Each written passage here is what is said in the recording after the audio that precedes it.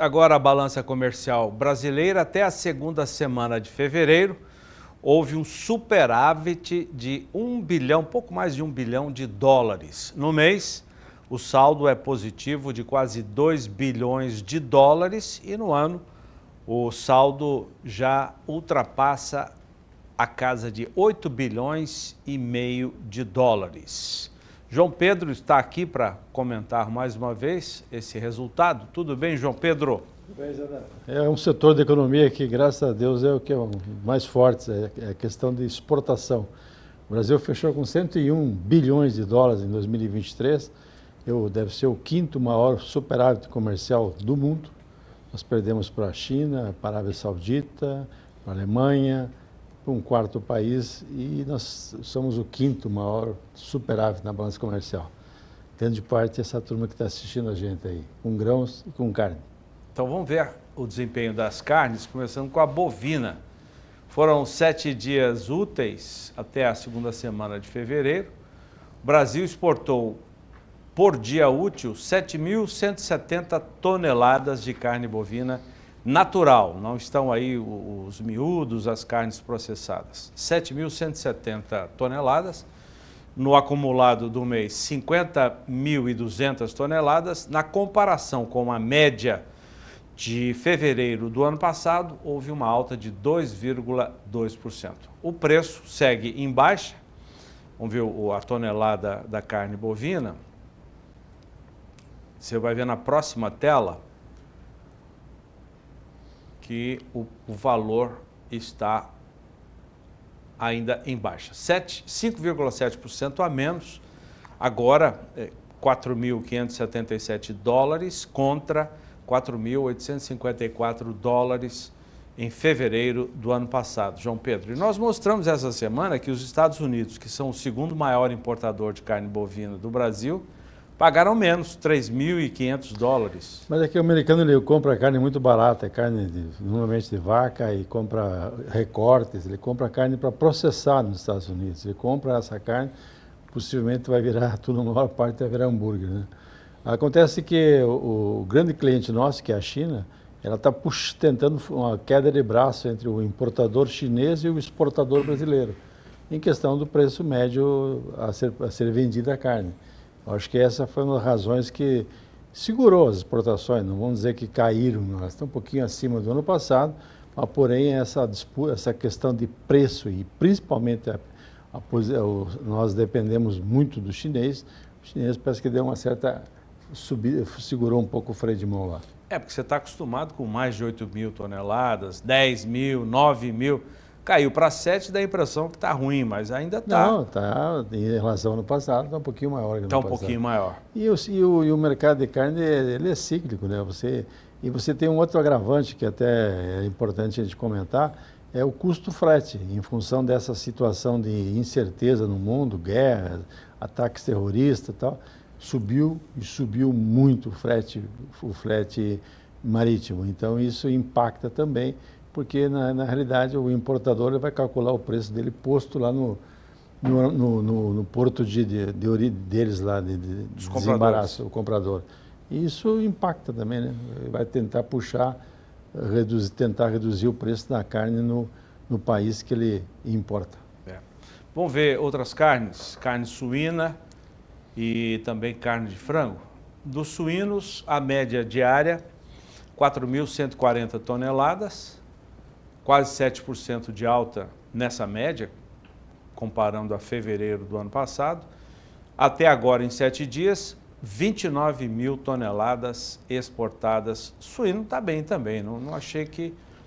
O suíno está mais ou menos dentro dessa média, né, João Pedro? O suíno ele vem crescendo ano após ano. O Brasil, esse ano passado, deu mais de 1 milhão de toneladas de carne de suíno exportada.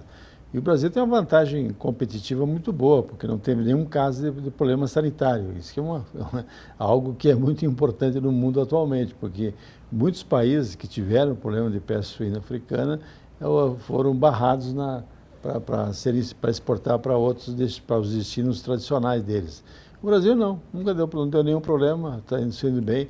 O produtor de suínos, ele depende muito de duas coisas, de milho e de farelo de soja. Ambos caíram no mercado interno brasileiro isso acaba ajudando a dando um pouco mais de competitividade no preço de venda deles. Reduzindo um pouco as perdas que os produtores de suínos tiveram, né? Principalmente os independentes, né? Os integrados, eles não eram muito, mas também não perderam, né? E o independente perdeu. E, infelizmente, nós fizemos muita entrevista aqui, né, há 2 anos atrás, da situação crítica, dramática, porque estavam comprando soja, farelo de soja, mais de R$3.000 a tonelada, estavam pagando milho R$90, R$100, R$110 o saco. Isso impactou muito na formação de custo deles. Frango segue muito bem também. Mês passado nós tivemos uma pequena baixa, que não é comum ter baixa nas exportações de frango.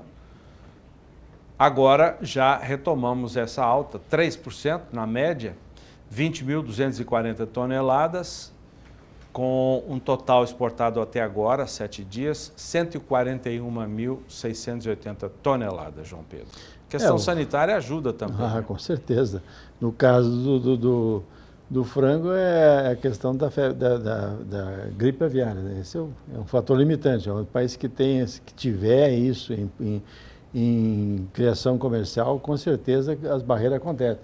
Aqui no estado, um lote de galinhas que estava numa fazenda, não eram produtores de frango, apareceu um caso de gripe aviária, o pessoal teve que fazer um cerco sanitário, um abate sanitário, porque um dos grandes compradores de carne de frango do Brasil, o Japão, já na mesma hora tinha suspendido Mato Grosso do Sul como origem de frango. Mas foi uma questão temporária. No caso de subsistência da família que trabalha, mora. É possível que isso acontece. Toda fazenda tem galinha na fazenda solta lá, né? Uhum. E aconteceu isso aqui no estado e foi rapidamente sanado e o Japão voltou a comprar novamente. Muito bem, vamos ver os grãos agora, soja e milho.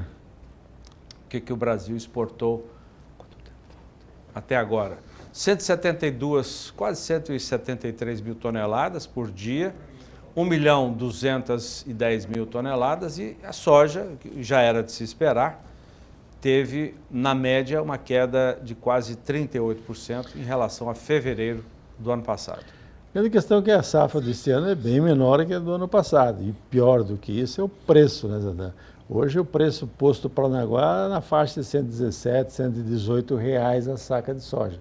O que acontece? O produtor está relutante em vender, porque ele vai ter uma média, já vai cair a produtividade dele, regra geral, em função da questão climática, como bem ilustrou nosso colega lá do Mato Grosso, o Pacheco.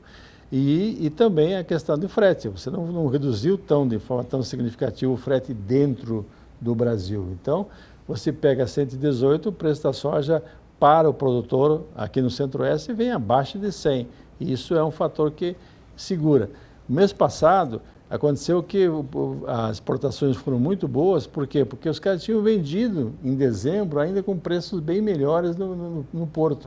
Houve um momento lá que a Bolsa de Chicago estava mostrando um preço bom para o Brasil e um prêmio positivo, o Brasil acabou exportando. Nesse momento, aparentemente, chegou a hora da verdade. Com os preços de Chicago, R$116, R$118 o saco lá em Paranaguá, ficou difícil para o produtor realizar o negócio. Milho, vamos falar rapidamente do milho, porque temos outro assunto ainda com o João Pedro. A média diária exportada, 145 mil toneladas, nessa média 15% de alta em relação à média de fevereiro do ano passado, pouco mais de 1 milhão de toneladas exportadas até agora. Tem muito milho para exportar ainda, João Pedro? Milho pode ser até que tenha, não tem preço. Né? Hoje esse preço médio que os caras estão vendendo, 230, 232 dólares free on board, em cima do navio, representa um milho de 60 e poucos reais. 60 e poucos reais no porto, ele vende, tem um preço... o frete. Ele vai, no fim, o preço do mercado interno paga um pouco melhor para ele. Então, a tendência, vendo a queda dos preços do mercado internacional, vendo a questão do câmbio, vendo a questão de frete, porque daqui para frente há uma disputa de frete com a soja, que ela vale bem mais por saco de soja, o saco de soja vale bem mais do que o saco de milho, mas o frete é o mesmo. O custo do frete por tonelada é o mesmo, tanto faz soja ou milho. Então, a tendência desse milho ele é refrear as exportações, porque você não tem a primeira safra, ela é pequena, e a segunda safra é uma indefinição nesse momento. Por quê? Porque está atrasada a colheita de soja, nós estamos em fevereiro, aqui no estado, nessa época, no ano passado, tinha muito milho já com um palmo de altura, hoje você vê milho recém-germinando em áreas pequenas, não é muito grande não. Então você tem uma expectativa de como vai se comportar o clima nos próximos 90, 120 dias, para que, se essa safra, a segunda safra, que o ano passado foi o recorde, mais de 100 milhões de toneladas, o que vai acontecer, o que vai sobrar de milho para atender, para poder exportar. E o preço do mercado internacional não está ajudando. Então você olha um cenário de freio nas exportações do milho. Bom, outro assunto do João Pedro é a pesquisa trimestral do IBGE, divulgada na semana passada, e hoje vamos repercutir aqui o volume de abate de bovinos que aumentou no quarto trimestre do ano passado. Vamos dar uma olhada nos números divulgados sexta-feira pelo IBGE. No quarto trimestre de 2023, esse resultado já é final, não é o parcial, não.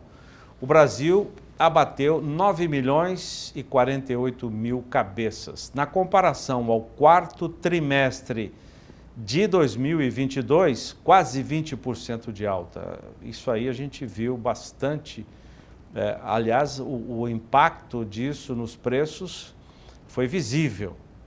E na comparação ao terceiro trimestre de 2023, ou seja, julho, agosto e setembro, houve uma alta de 1,3%. E o peso da carcaça, era de se esperar, também aumentou. Aumentou 18% nessas comparações que nós estamos vendo, no quarto trimestre do ano passado com o de 22, e 1% em relação ao terceiro trimestre do ano passado. O peso da carcaça ficou em quase 2 milhões e meio, 2 milhões e 407 mil toneladas de carcaça, equivalente carcaça bovina. João Pedro, dá para a gente entender por que os preços foram tão pressionados em 2023. E a sorte nossa é que nós conseguimos exportar um bom volume ainda em 2023. Batemos o recorde novamente, mais de 2 milhões e 500 mil toneladas. Se não fosse isso, o preço do mercado interno teria caído muito mais ainda, porque o mercado interno estava meio... A situação econômica do Brasil não é... O crescimento econômico não é alto, é baixo. A geração de emprego também. Então, você vê que a questão de renda do brasileiro também está prejudicada. Então, o mercado interno foi compensado pelas exportações, apesar do preço lá fora também ter caído. Nós vendíamos carne para os chineses por $6.500, nós estamos vendendo hoje por $4.500, $4.600. Caiu de forma bastante significativa, né, Zé? Mas ainda bem tem a válvula de escape, que é a exportação, que ajudou a absorver isso aí. Nós estamos vivendo um momento de um ciclo